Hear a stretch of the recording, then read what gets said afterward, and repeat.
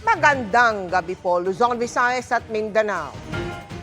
Disgrasya ngayong Semana Santa ang sinapit ng ilang deboto sa Ligao City sa Albay. Magsisimba sana ngayong Biyernes Santo ang mga biktima nang bigla silang araruhin ng police mobile. 15 ang sugatan, kabilang ang 5 menor de edad. Ayon sa Albay Police, nag-iinspeksyon sa pilgrimage site ang mga tauhan ng Ligao City Police nang lumapit ang isang babae at humiling ng libreng sakay para sa 3 senior citizen. Habang tinutulungan ng mga pulis ang mga sasakay, bigla umanong umandar at dumausdos sa pababang daan ang patrol car. Noon na nabangga ang mga deboto. Agad silang dinala sa ospital at nasa mabuti ng kalagayan. Ang isa, nananatili pa po sa ospital. May SUV ding nasira ang bumper sa lakas ng impact. Tinanggal sa pwesto at posibleng maharap sa patong-patong na kaso ang driver. Patuloy po ang investigasyon. Yung mobile po, maganda po yung pagka-park. May naka-handbrake, tapos may bato. Padus-dus po kasi yung yung kalsada po. Sa sobrang dami nilang sumakay, na yung mobile po, yung patrol car natin. Pag-abante po, hinawakan ko po sa likod para mapugol, mapigilan. Sobrang bigat po. Hindi ko na po talaga na kaya. Hanggang nakasugatan nga po ako. Nabitawan ko na po yung patrol. May relief order na siya. At then tinitingnan din natin yung possible filing ng kaso niya. Katulad halimbawa kung makita natin yung reckless imprudence resulting in physical injuries, damage to property, at saka yung sigurado papasok siya sa administrative case. Sa gitna ng pagmahal ng langis, sinulit ng mga dumayo sa Baguio ang biyahe at nag-side trip na rin sa La Trinidad. Pero mas marami ang namanata muna ngayong Biyernes Santo. At nakatutok live si Bea Pinla. Bea. Vicky, ngayong Biyernes Santo, pause muna sa pamamasyal ang ilang turista sa Baguio para ituloy ang kanilang panata. Pero may iba naman na bumaba pa rito sa La Trinidad, Benguet para naman ituloy ang kanilang travel goals. Pinasan ng 75 anyos na si Rupert ang krus na yan habang nagdarasal para sa Stations of the Cross sa Baguio Cathedral kaninang umaga. Sa kabila ng bigat ng krus, tila gumagaan naman aniya ang puso niya. Nawawala yung mga problema sa buhay. Ngayon nararamdaman ko na ang bigat ng cross na dinadala mo, kako. Kaya sabi ko, salamat Lord. Gaya niya, marami pa rin ang nagtungo sa mga simbahan sa Baguio bilang panata ngayong mahal na araw. Lagi kong dinadasal, Lord kako, bigyan mo pa ako ng lakas ng loob, lakas ng katawan para mapagsilbihan kita. Every year yun. Hanggang buhay. Hanggang malakas. Every year. Hanggang buhay pa ako. Salamat sa mga tulong niya. Ang pamilya de Guzman, pahinga muna sa pamamasyal ngayong Biyernes Santo para magbisita iglesia kasama ang kanilang baby. Gusto pa rin namin bigyan ng importansya ang Panginoon. Siya pa rin naman kasi yung sentro ng relationship namin. Ang dami naming prayers na sinagot talaga ni Lord. And minsan lang kami sumobra pero never kami nagkulang. Yeah. Ito yung prayer. Ito yung sagot sa prayer. Pasanman sa bulsa ang bigat ng mataas na presyo ng petrolyo, may ilang turistang nag-side trip pa sa La Trinidad, Benguet galing Baguio para mag-strawberry picking. Push namin kasi ni-request ng mother ko para hindi sayang sa gas is pagsunod-sunodin yung locations na malalapit. Saya ko kasi kasama ko yung mga anak ko. Bahagyamang nakabawi sa kita ang ilang naghahanap buhay sa strawberry farm. Hindi pa rin daw nito mapantayan ang sigla rito bago lumubo ang presyo ng langis. Simula po kahapon, medyo dumami na po yung tao. Kaya po, konti po yung dumadayo ngayon kasi po, mahal na po yung gasolina at diesel po ngayon. Kaya, konti po yung kita namin.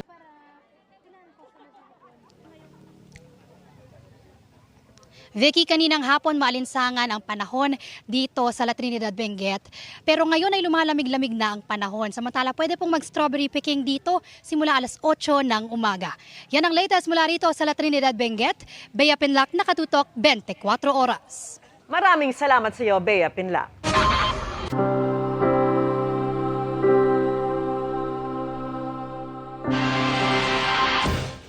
Mahigit kalahating milyong deboto ang dumalo sa prosesyon ng Jesus Nazareno na tumagal ng mahigit 13 oras.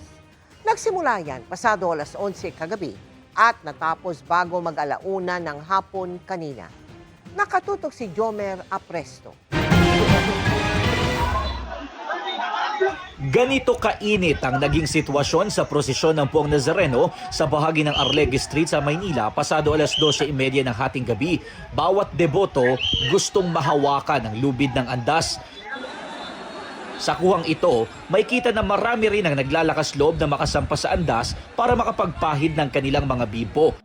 Pero kung marami ang sumama sa prosesyon, marami rin ang piniling mag-abang na lang sa pagbalik ng andas. May mga naglatag pa ng sapin sa bangketa at kalsada. May mga nagdala ng upuan para makapahinga muna.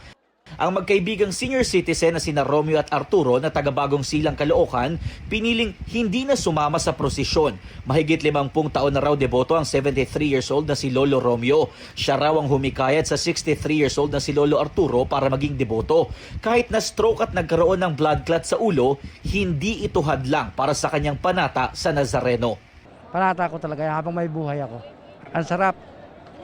Mangingilabot ka. Iiyak ka. Luha, uhog, sipon. Sama-sama. Pag nakita lang ng Nazareno, masama pakiramdam ko. Saktong alas 11:33 kagabi nang lumabas ang andas sa simbahan. Mas maaga ito na mahigit 20 minuto sa schedule na alas 12 pa sana ng hating gabi. Ayon sa pamunuan ng simbahan, yan ay upang makabalik agad ang andas bago ang 7 palabras. Inasahan daw kasi nila na mas marami ang deboto ngayon kumpara noong nakaraang taon. Yan ay dahil marami ang hindi umuwi ng probinsya dahil sa taas ng presyo ng petrolyo. Base sa datos ng Manila Police District, aabot sa mahigit kalahating milyong deboto ang dumalo sa prosesyon. In-expect natin na nung nakaraang taon, nung 2025, nakapagtala tayo ng mahigit kalahating milyong mga deboto ang nag-participate dito.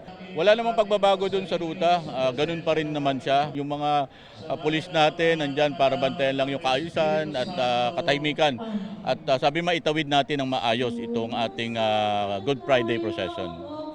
Sabi ng mga deboto, puyat at pagod man, ang mahalaga na ipakita nila ang kanilang malalim na debosyon at pananampalataya sa may kapal sa pamamagitan ng imahe nito. Jomer Apresto, nakatutok, 24 oras.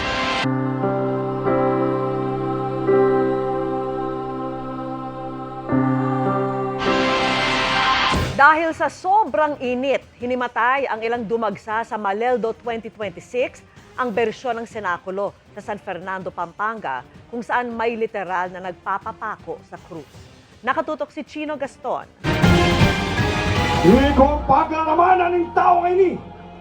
Sa pagbasok ng mga kabayo at mga Romanong sundalo, nagsimula ang Maleldo 2026 sa crucifixion site sa San Pedro Cutod sa San Fernando, Pampanga. Dagsa mga manonood, kabilang na ang ilang dayuhan, gaya ng Katolikong si George Hatter mula Austria. I think it's interesting to see it live, you know? Because you read about it in the Bible, you hear it in Holy Week every time when you read the Gospel, but here seeing it live, it's completely different. Sa sobrang init, ilang manonood ang hinimatay at dilapatan ng Pangunang Lunas. Naging hamon din sa mga organizer ang mga taong gustong makalapit sa mga aktor sa senakulo.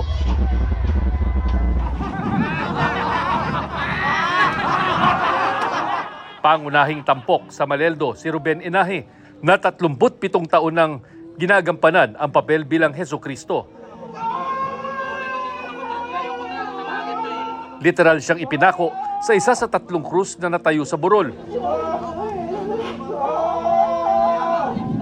Isang panatang kanyang sinimulang noong dekada 80 bilang pasasalamat sa paggaling mula sa aksidente sa trabaho.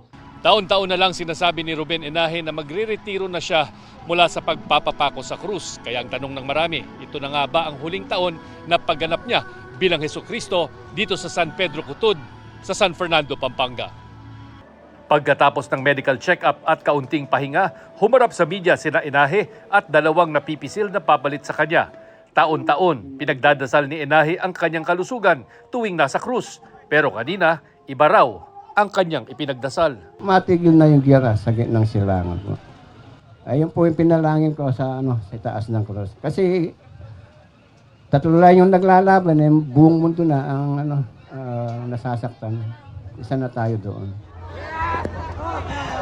Sa kabila ng mataas na presyo ng langis at init ay maraming dumayo, bagay na ikinagulat ng mga organizer. In-expect din natin na magkakaroon po ng epekto yung pong krisis na nangyayari ngayon. No? Pero nakita nyo naman, marami pa rin po. No?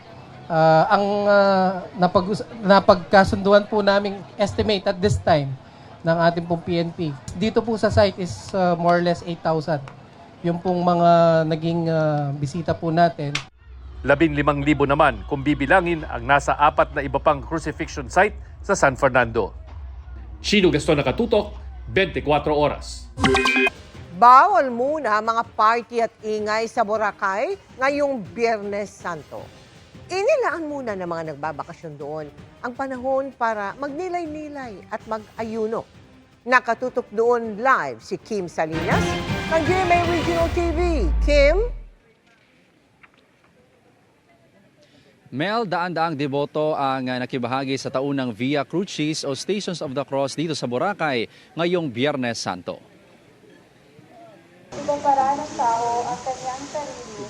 Tahimik at payapa. Walang maririnig na malalakas na tugtog.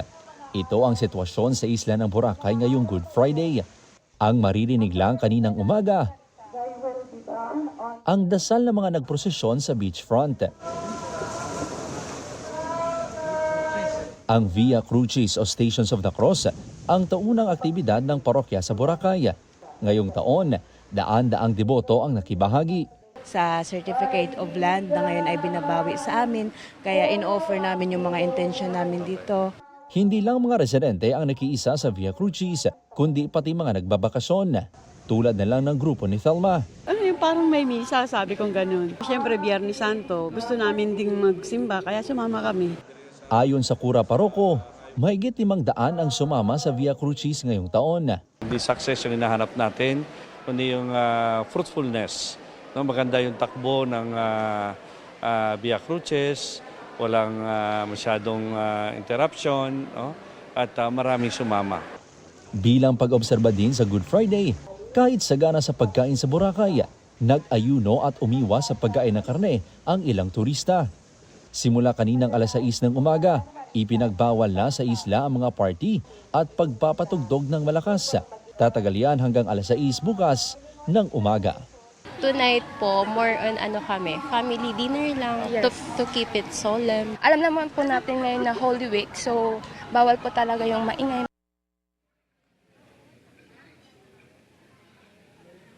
Mel, kaninang alas 12 ng tanghali, ginanap ang 7 last words sa simbahan. Sa ngayon, nagpapatuloy naman ang prosesyon ng religious images na nakalagay sa karosa. Mahigpit namang magbabantay ang otoridad upang masigurong sinusunod ang ilang restrictions. Mel? Maraming salamat sa iyo, Kim Salinas ng GMA Regional TV.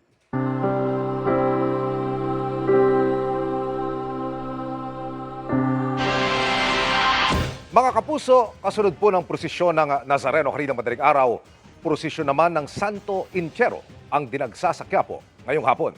Nakatutok live si Marie Zumal. Marie! Emil, taimtim na ginunita ng mga Katoliko ang isa sa pinakabanal na araw sa buong taon, ang araw ng pagkamatay ng ating tagapagligtas na si Jesucristo ngayong Biyernes Santo. Napuno ang Quiapo Church ng mga nakinig sa mga nagbahagi ng 7 palabras o ang 7 last words ni Jesus. Taimtim lahat, lalo sa pagpaparangal sa banal na krus kung saan inalala ang pagkamatay ni Jesus. Yung krus kasi dati, di ba, ay simbolo ng pamamahiya. Ngunit ngayon, naging instrumento na ito ng awa ng Diyos para sa atin. Pagkatapos ay dinaos na ang paglilibing o prosesyon ng Santo Entierro. Inikot sa mga barangay na sakop ng parokya ang imahe ng patay na Kristo kasama ang Mater Dolorosa o inang nagdadalamhati at iba pang mga santo.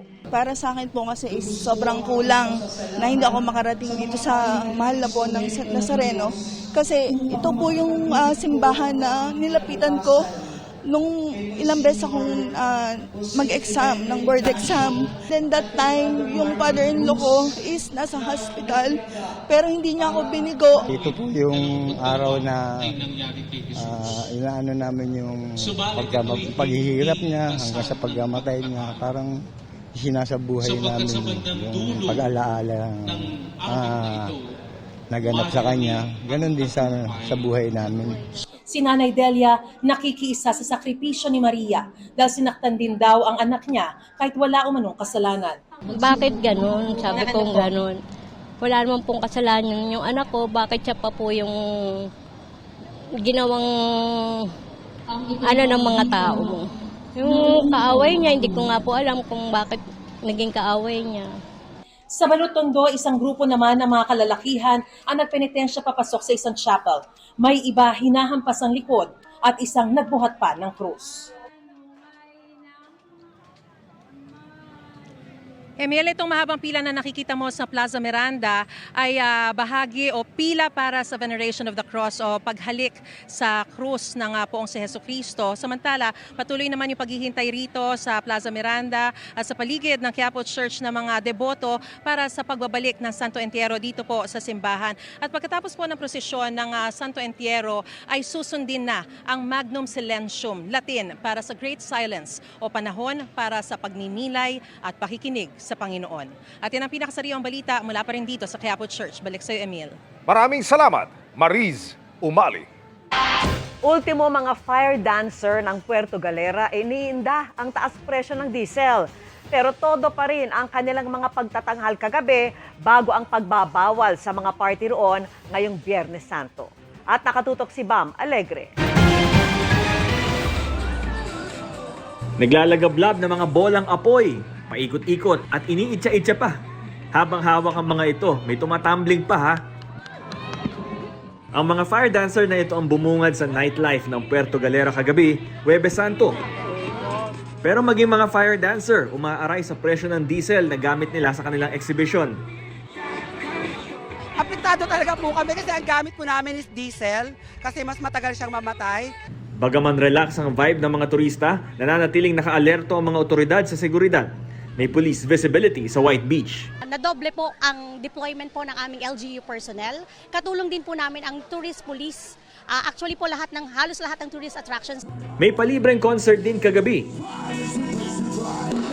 Kinaumagahan ng Biyernes Santo, tahimik na sa beach. May direktiba kasi ang lokal na pamahalaan na bawal ang malalakas na sounds ngayong araw. Pwede mag-relax, pwede mag-unwind, pwede pakinggan ang tunog ng mga alon.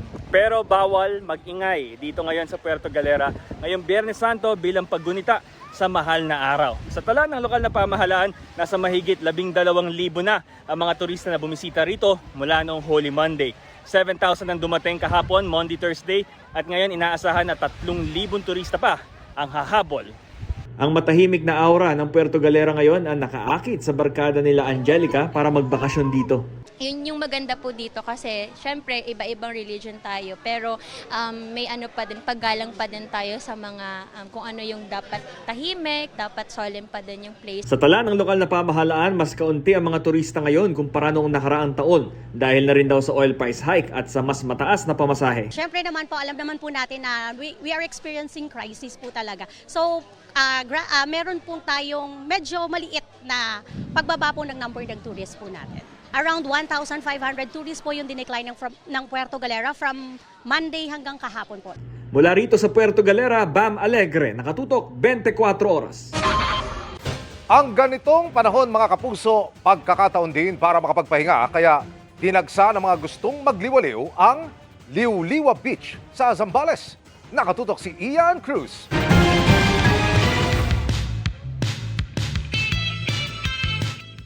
Kung beach destination lang ang usapan, isa sa literal na dinarayo ang Liuliwa Beach sa San Felipe, Zambales. Ayon sa kanilang Resorts Association, mula pa Miyerkules Santo ay wala nang pati ng dating ng mga tao.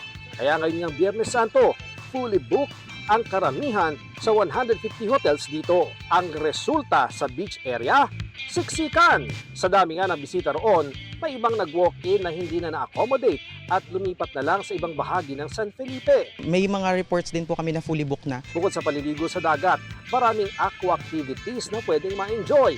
Kabilang dyan ang Dragon Boat na nadoble na sa 200 pesos ang bayad ng kada pasahero dahil sa taas ng presyo ng krudo na gamit sa bangka na humihila rito. Executive order din po coming from the Office of the Mayor yung naging way para mai-implement po nila yung standardized pricing nila.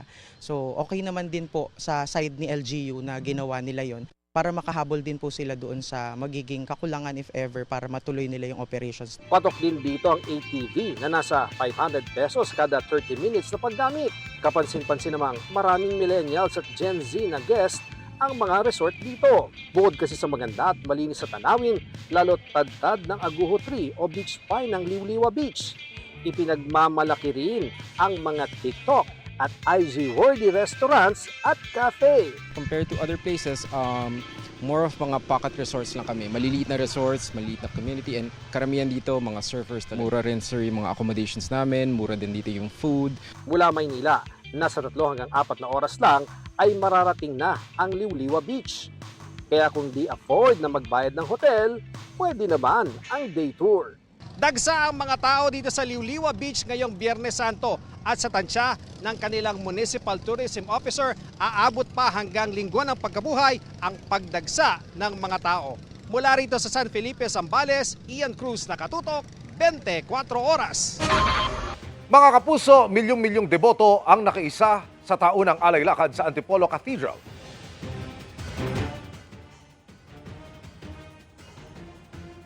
Umabot po sa 6.6 na milyong Katoliko ang dumagsa sa International Shrine of Our Lady of Peace and Good Voyage hanggang kanina madaling araw ng Biyernes Santo. Mas mataas ito kumpara noong nakaraang taon na 5.1 million na mga deboto. Ayon sa pulisya, may 9 na nawalan ng ilang kagamitan gaya po ng cellphone at wallet. Sa kabila niyan, maituturing pa rin na mapayapa ang alay lakad sa pangkalahatan.